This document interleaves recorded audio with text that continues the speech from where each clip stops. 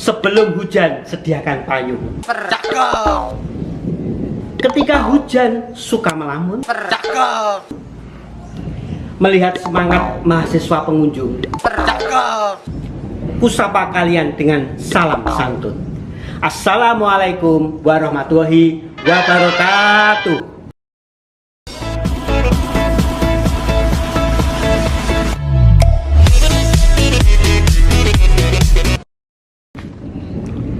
Indonesia punya beribu pulau.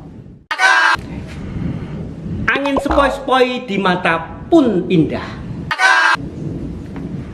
Sebelum materi dimulai, marilah serentak mengucapkan basmalah. Bismillahirrahmanirrahim. Oke, hari ini saya akan belajar tentang poligon terbuka di mata kuliah geomatika. Poligon terbuka. Sebelum kita menjalankan poligon terbuka, tadi sudah dibuka basmalah. Sebelumnya saya minum dulu. Bismillahirrahmanirrahim. Hukumnya walaupun ini mau hujan, ini mendungnya itu mau hujan. Nih, oke, makan dulu. Ini telo pohong jalak tawa, enak sekali. Ini vitamin C, ini jalak tawa. Kalian kita makan terus dulu sampai habis dulu, biar kuat. Nah, jangan kuat.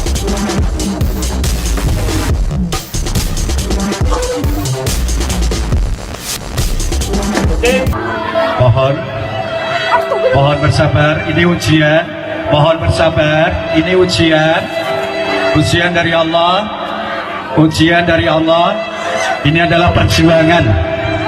Mohon ditahan emosi, mohon ditahan emosi.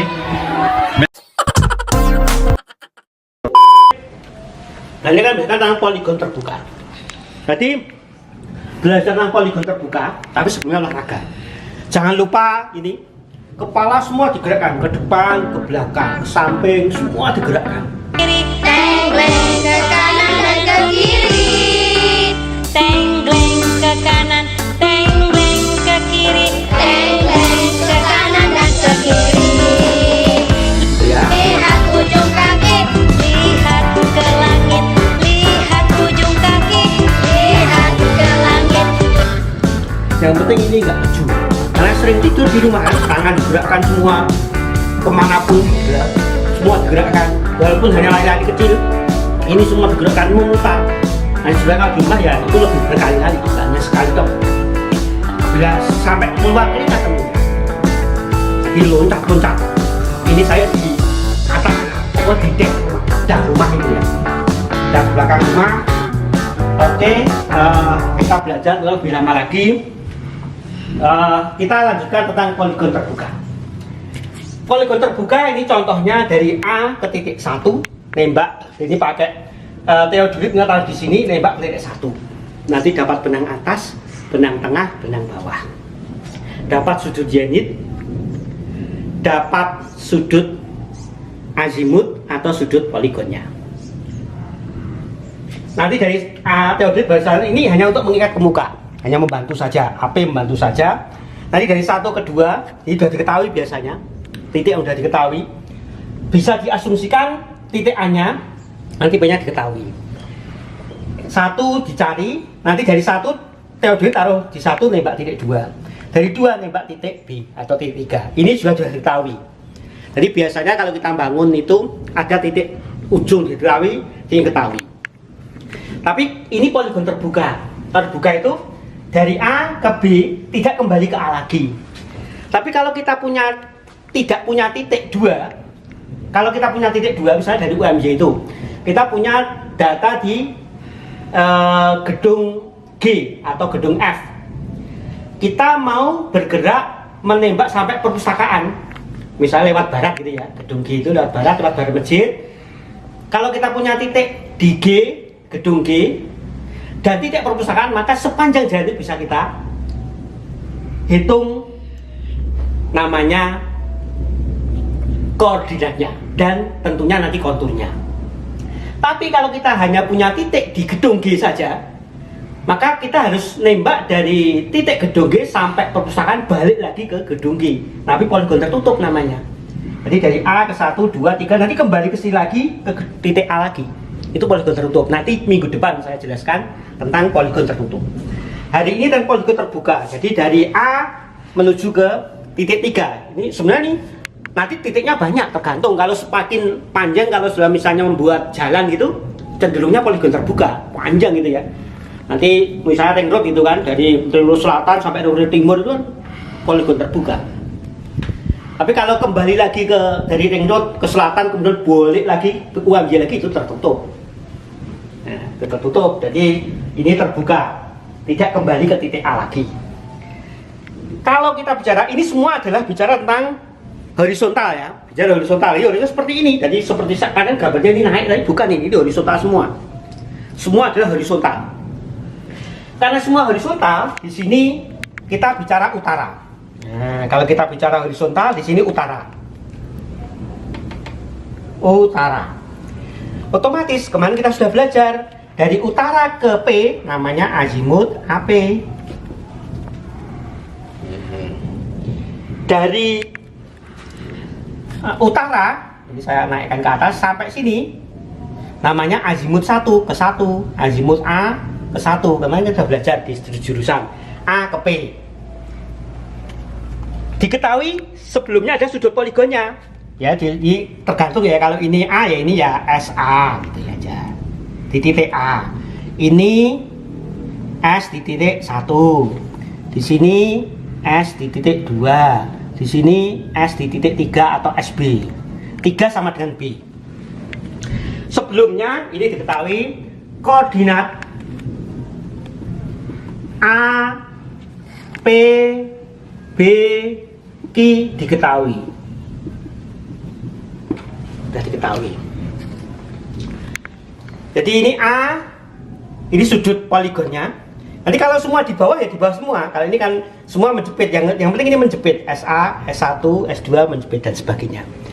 Otomatis nanti di sini juga ada namanya. Nah, ini kalau saya naikkan ke atas ini kan utara juga. Otomatis di sini juga ada namanya S1. Maaf, alfa A ke 1. A ke 1 dari titik alfa dari titik 1 ke titik 2. Di sini ini saya buat lagi. Berarti ada alfa dari titik 2 ke titik 3.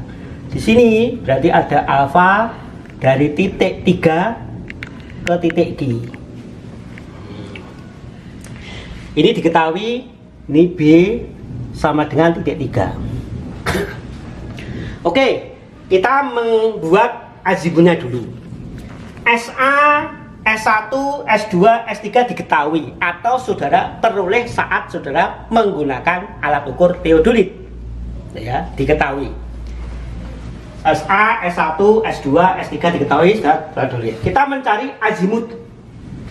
Azimut. Mengapa kita cari azimut? Karena kemarin kita belajar sudut jurusan, mesti rumus itu pakai unsur azimutnya. Jadi kita mencari azimutnya, azimut A ke 1. Kalau kita lihat A ke 1 sama dengan alfa AP tambah ini. Ini kan ini sama dengan ini tambah ini. Alfa AP ditambah SA. Nah, alfa AP dari mana? SA diketahui. Alfa AP-nya karena koordinat diketahui. Kemarin kita sudah belajar jurusan tangan.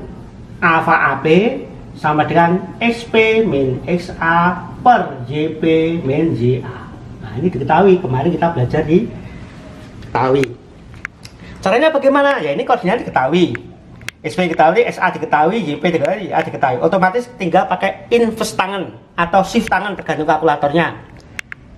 Ini misalnya ketemu 0,5, nanti shift tangannya, nah, alfanya ketemu berapa? Sudut, ketemu sudut, bisa derajat, menit, detik. Alfa AP diketahui, didapat dari sini, SA diketahui, didapat dari teodolit, maka alfa A1 ketemu. Kita mencari alfa 12, alfa 12. Kalau ini saya potong gambarnya ini kan saya potong gambarnya. Nah, ini saya potong. Nah kan, ini saya potong, kalau ini saya teruskan ini kan sama dengan di sini juga. sama dengan ini. Nah, ini saya teruskan di sini, ini kan sama dengan ini. Sama dengan alfa A1. Nah, kemudian kalau kita lihat ini kan tadi kan kalau gambar ini ya, ini kan S1. Sedang ini sendiri, ini adalah alfa 1, ini kan 1, ini 2. 2, alfa 1, 2. Kalau kita lihat di alfa 1, 2, alfa 1, 2, alfa 1, 2, sama dengan alfa A ke 1, ini kan alfa A1, ditambah S1, dikurangi berapa? Ini kan setengah lingkaran, dikurangi ini saya hapus 180 derajat. Hitam ini dengan ini sama dengan ini ya. Yang sama ini saya biar aja. Nah, yang ini tadi hitam, sini hitam, ini kan S1 segini.